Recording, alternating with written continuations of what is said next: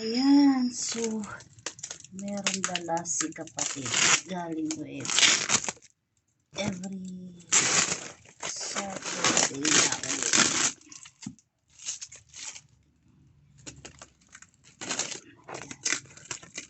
So papadala akong gulay, minsan talbos ng kamote kasi malago na yung mga tanim ni mami doon sa taas ng bahay. Ito, wow, puro gabi pala Pinakuha na siguro doon sa mga tao doon. Ayan. So gabi ito.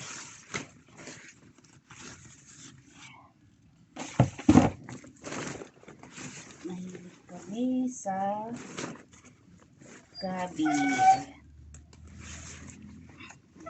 Mukhang binunog sa bukid. Ito, alam ko sa bukid ito. Sa farm. Yung itong kulay. Kasi nagpunta kami doon. Ganito yung nakuha ko. Ganitong kulay. May pagka violet. Saan ba yun? May nakita akong damo. So, bumiyahe siya. Nakamotor, nakasingle lang yan si kapatid. Yeah, marami tayong gabi. So, ilagay ko sa planggan. And then, wow. May nilagay din yan. Asid. Ayan. Medyo mahal ang sili ngayon na maanghang. Yan. Actually, mahilaw pa to pero maanghang na rin yan. Hindi ako pwede magluto ng laing na walang sili. So, pwede sa ibabaw. So, the rest, puro gabi na ito. Yan.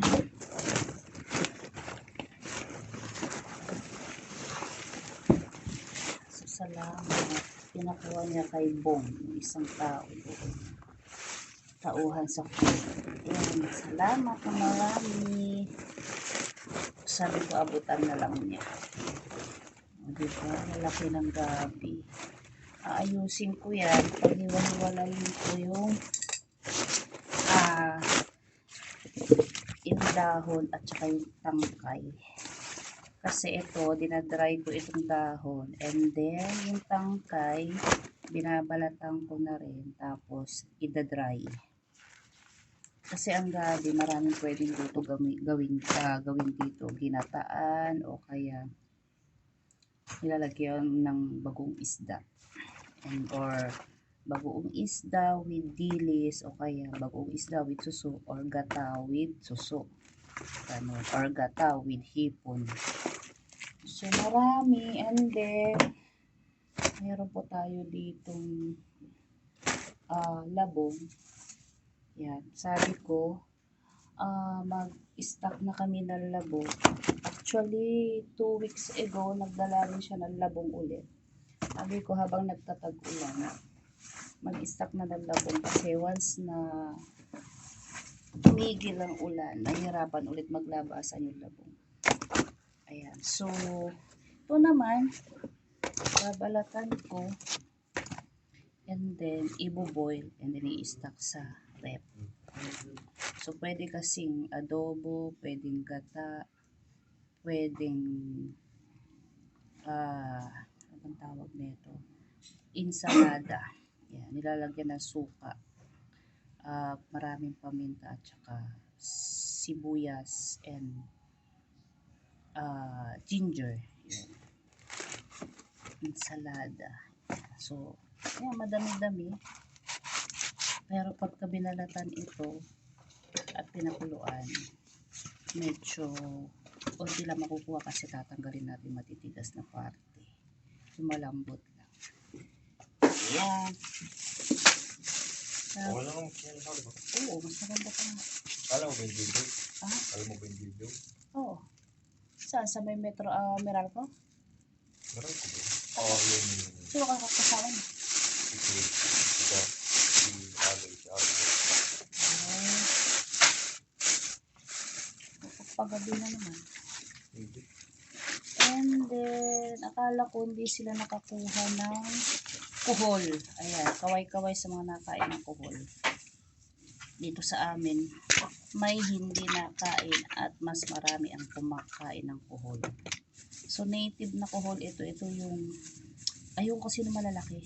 Medyo naaano ako kumain pag sobrang laki. Pero isang kapatid, naku, kahit mas gusto niya yung mga giant. Ako kasi yung sa farm sa Nueva, parang ganito lang yung pinakamalaki na.